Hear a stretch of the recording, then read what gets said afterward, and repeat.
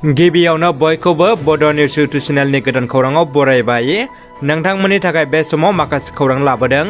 भिडिअखौ जोबजासे नायलांनो दाबाव आरो चेनेलाव गोदानब्ला अन्नानै साबस्क्राइब खालामना बेल आइकनआ अलाव होनानै ला आरो भिडिअखौ लाइक कमेन्ट शेयार खालामनो गुरै खावलायबाय। दानिया फैदो दिनैनि खौराङाव। गिबि खौराङाव दङ गारि सालायोब्ला सांग्रां जा, रोगाथाइ बिफाना गोख्रों सिग्रोमदों। गोदान बोसोरनि समाव उदालगुरि सोहोराव रोगाथाइ बिफाननिफ्राय गारिनि फोरमान बिलाइ, जौ लोंना गारि सालायनाय, हेलमेट गाननि सायाव गोख्रों सिग्रोमनाय हाबाफारि लादों। उदालगुरि रोगाथाइ बिफाननि DTO तनेश्वर बसुमतारी बिथाङा गावनो जायगायाव थाना सिग्रोमनाय खामानिखौ मावफुंनायखौ नुनो मोन्दों। जोबोद गोजोनथाव खौरां, बलिउड सावथुनाव बर' फिसा। गोदान बोसोराव बर' फिसानि थाखाय मोनसे गोजोनथाव रादाब। बर' सावथुननि मुंदांखा फावखुंगुर सिद्धार्थ बर'आ फैबाय थानाय हिन्दी सावथुन मुलुग बलिउडनि सावथुनाव जायगा मोन्दों होननानै बिथाङा मोखां बिजाबनि गेजेरजों फोरमायदों।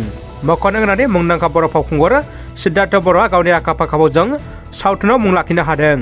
गावनि आखा-फाखा फावजों गोबां गेदेर प्रजेक्टआव खामानि मावनो खाबु मोन्दों। रायजो राजाफोरनिसिम गाहाम खौरां आरो गोनांथार फोसावनाय। चिरां जिल्लानि सिङाव थानाय बिजनी सोहोरनि साहा 6 किल'मिटार जानथायाव थानाय बर' बाजाराव आयुर्वेदिक थेरापि सेन्टारखौ गासिबो सुबुंनि मोजांनि थाखाय गायसननाय जादों। बेनिखायनो माखासे साननि सिगांनिफ्रायनो सोरनिबा देहाया सानाय सुनायजों भुगिना दंब्ला फाहामथाय लाफैनो हागोन आरो गाहाम सावस्रि सुबुङाबो गावनि देहाखौ मोजां रिलेक्स खालामनोबो लानो हागोन। बेनि अनगायैबो जेरै सिं सानाय, हान्थु सानाय, मिजौनाय, मोदोम सानाय, जरा सानाय, गोदना सानाय, पेरालाइसिस आरो जिन मोननाय बायदि बायदि गोबां प्रब्लेम गोनां सुबुंफ्रा फाहामथाय लाफैनो हागोन। सोरबाफोर बिथांमोना बेफोरबायदि जायखिजाया प्रब्लेम दंब्ला 9678121558 जानबुं नम्बराव आबुं खौरां लाहरनो हागोन। मोनसे गिख्रंथाव आरो सोमोनांथाव जाथाय।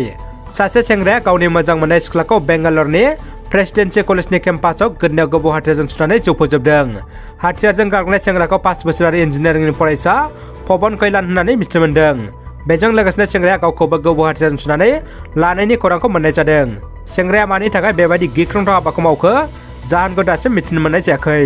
बर' हारिनि अलखद समाव गोख्रोङै राव दैखांदों NLFB आफादा। बर' हारिनि राजखान्थि अलखदाव क'क्राझार सान्दामारियाव थानाय NLFB डिजिटेल केम्पनिफ्राय IB बुंथिग्रानि गोख्रों हुमखि। क'क्राझार लकसभा बियाब ST रिजार्भखौ डि-रिजार्भ खालामोब्ला दैदेनगिरिफ्रा खौसे जाना सोमावसाराब्ला दैदेनगिरिफोरखौ होसोनाय जागोन होनना हुमखि होदों IB बुंथिग्राया। क'क्राझार ST लकसभा बियाबखौ डि-रिजार्भ खालामोब्ला गासिबो हानजा आफादफ्रा जयै बेरेखा खालामनांगोन। बेयाव बाहागो लाफायाब्ला होसोनाय जागोन आरो उदालगुरिखौबो लकसभा बियाब बानायोब्ला ST बियाब बानायनांगौ होनना NLFB दैदेनगिरि IB बुंथिग्राया गोख्रोङै बुंदों। दानिया फैदो गुबुन मोनसे खौराङाव। चिरां जिल्लानि टुक्राझार BBSC लाइमोन आफादनि बानजायनायाव 62थि लाइमोन बोसोरसेलिया मावबादा खुंफुंनो थाखाय लाहार फाहार खालामनाया सोलिगासिनो दङ।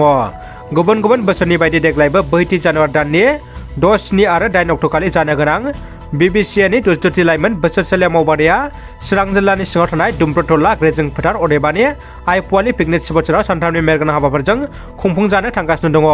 बेखौ बिथा खालामनानै ख्रिस्ट' सिबियारि गोबां रायजो राजाफ्रा हाबाफारिखौ जाफुंहोनो ज'-ज'यै गोब्राब खामानि मावनायखौ नुनो मोननाय जादों। जोबोद दुखुनि खौरां, गारि जाब्रबथायाव सासे बडि गोनां समायना लाइमोननि जिउ खहा।